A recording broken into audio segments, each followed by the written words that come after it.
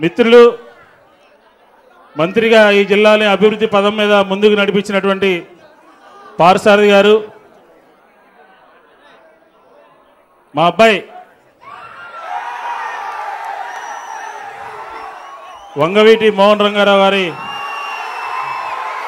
తనయుడు రాధాకృష్ణ గారు, కొడాలి నాని గారు, పెద్దలు మాకు చిరపరిచితులు ఎప్పటి నుంచో రాజశేఖర రెడ్డి గారి పాదయాత్రకు ముందు నుంచి కూడా సన్నిహితంగా ఉన్నటువంటి పెద్దలు అంబటి రాంబాబు గారు, ఉదయభాను గారు, ఈ జిల్లాలో ఉన్నటువంటి నియోజకవర్గాల కన్వీనర్లు, ఎమ్మెల్యేలు, మిత్రులారా, పెద్దలారా, ఇక్కడ సమావేశమైనటువంటి సోదరులారా, ఈరోజు విజయవాడ నగరంలో జగనన్న ఈరోజు విజయవాడ రావడం జరిగింది.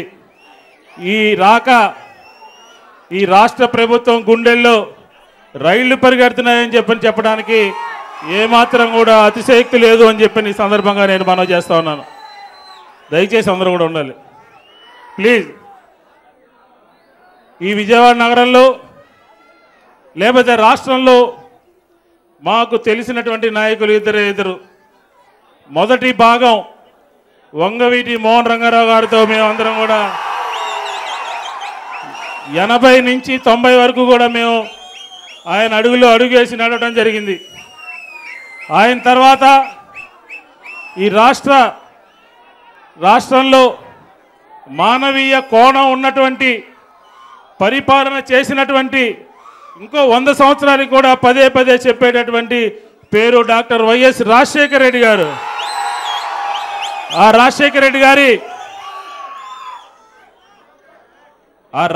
రెడ్డి గారు ఒక సామాన్య కార్యకర్తగా ఉన్నటువంటి నన్ను కానీ నాతో పాటు ఉన్నటువంటి మిత్రులందరినీ కూడా ఒక ప్రజాసేవకుడుగా తయారు చేసినటువంటి ఘనత రాజశేఖర రెడ్డి గారికి దక్కుతుంది అని చెప్పని కూడా ఈ సందర్భంగా నేను తెలియజేస్తా ఉన్నాను. అర్బన్ డెవలప్మెంట్ అథారిటీ చైర్మన్గా కానీ, శాసనసభ్యుడిగా కానీ ఇవన్నీ కూడా ప్రోత్సహించి ఈరోజు మీ అందరి ముందు కూడా మనిషిగా నిలబెట్టినటువంటి ఘనత డాక్టర్ రాజశేఖర రెడ్డి గారికే దక్కుతుంది.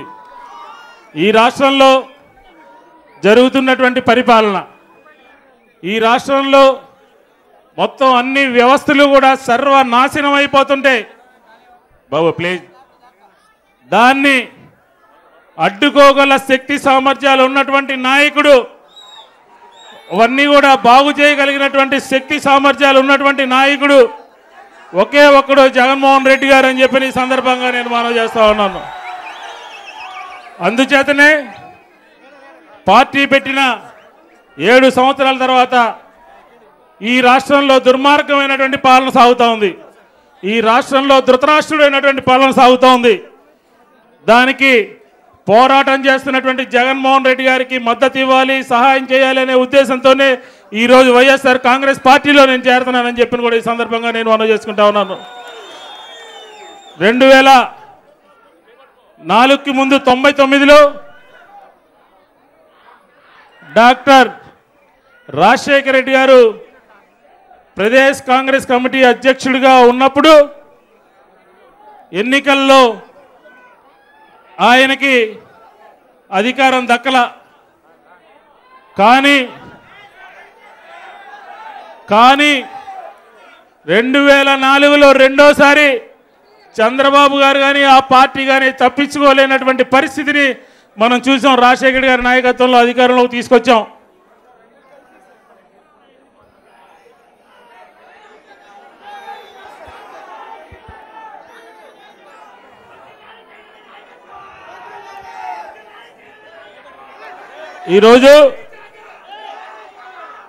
ఈరోజు రాష్ట్రంలో జరుగుతున్నటువంటి పాలన మనం ఒకసారి చూస్తే ఆ పాలనని మనం వ్యతిరేకించి పోరాటం చేయాల్సినటువంటి అవసరం ఉంది.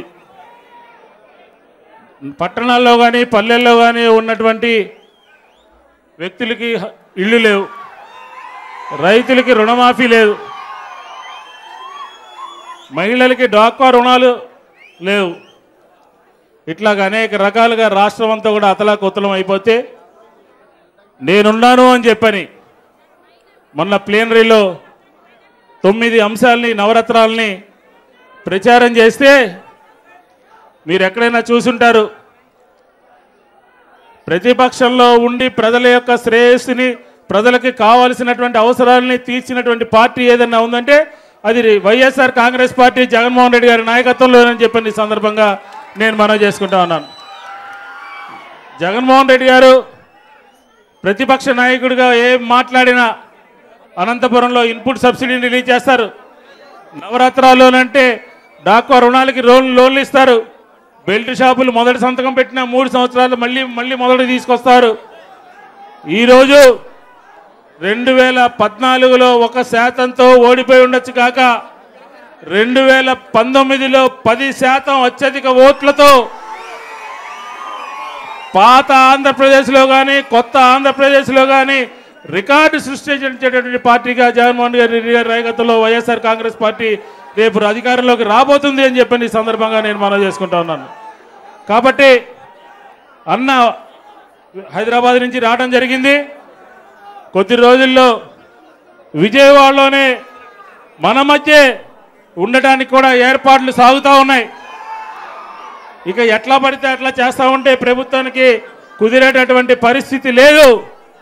కాబట్టి ఈరోజు విజయవాడ నగరంలో వైఎస్ఆర్ కాంగ్రెస్ పార్టీ కంచుకోటగా మార్చడానికి నేను ఎవరితోనైనా సరే కలిసి పనిచేయడానికి సిద్ధంగా ఉన్నాను అని చెప్తా ఉన్నాను.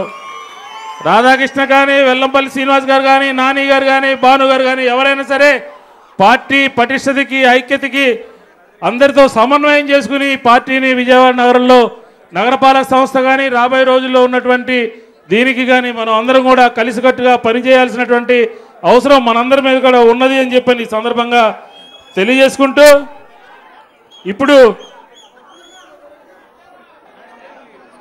కాబట్టి మనందరం కూడా రాబోయే రోజుల్లో వైఎస్ఆర్ కాంగ్రెస్ పార్టీ అభ్యున్నతికి జగన్మోహన్ రెడ్డి గారికి అండగా ఉందాము అని చెప్పని ఈ సందర్భంగా జగన్మోహన్ రెడ్డి గారు విజయవాడ నగరం వస్తున్నారంటే అనేక మంది